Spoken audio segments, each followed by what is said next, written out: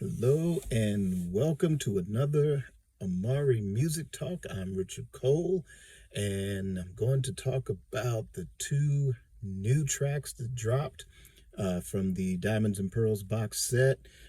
We are a matter of a week or some days away from it actually being in our hands. But two new tracks dropped today. One is called Darkside, and the other is the 12-inch extended mix of Daddy Pop. And I just had a chance to listen to both tracks, kind of taking a lunch break to do that. And I am enjoying this more and more. You probably heard me say before that it would be the vault tracks that would really make me excited for this box set, and they have not disappointed. I don't even know where to begin. Listen to Dark Side first, and that track, man, it. Can you believe the amount of output that Prince as an artist has put out to where you can come up with something that funky, that type of groove, and not come back to it? I mean, I'm sure elements of it probably surfaced or it served as a template for some things. I know one track that comes to mind is Calhoun Square. It kind of has elements of that, but to me, this track, Dark Side, has more of a heavier edge, more of a funkier edge to it. Not to say that Calhoun Square isn't funky, but this was amazing, and just listening to it, just with Prince giving the direction to Levi and Michael Bland, it just seriously rocks. It funks. I could hear, if this was developed, I could easily hear like like all of Funkadelic, doing some chants, like some everybody's funky, everything's on the one, something, just something like that on, just coming in with that. Like, I don't know, maybe we can get that to George Clinton and have him add something to it or something, get all of Funkadelic in there and kind of sweeten it up a bit. But yeah, I really love that track a lot. Um, you know, as Prince fans, we champion his ability to play guitar. I know Rolling Stone had that greatest, like, I forget how many, 200, 500 greatest guitarists or whatever.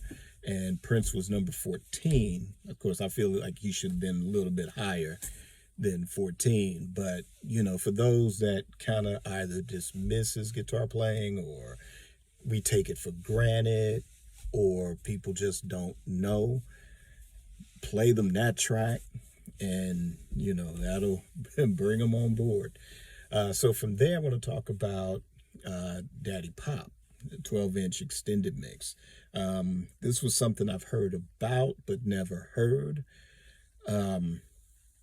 But I mean, I like it. I guess, if this had come out as a single, I definitely would have picked up the 12-inch single or the CD single, or the maxi mix, or maxi single, or whatever would have been out at that time.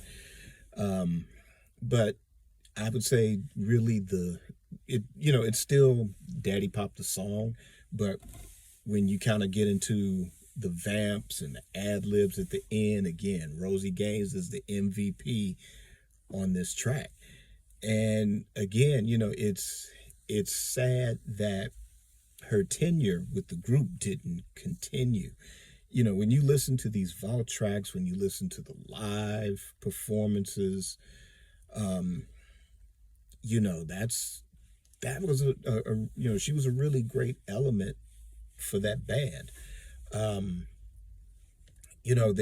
NPG. I mean, I always liked the concept of it, but like I said, that particular lineup was so short lived that we really didn't get a chance to really max out on it. Really, Rosie Gaines especially, because you did have the core of the band, the rhythm section. They were able to continue, but the potential, which we hear in these vault tracks, And not just Rosie Gaines, Tony M as well. Just the potential that was there.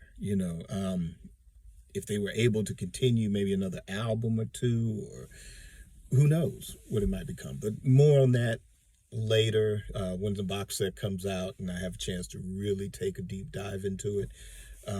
But I mean, again, some outstanding vault tracks. You can't go wrong with any era. There's always going to be something interesting.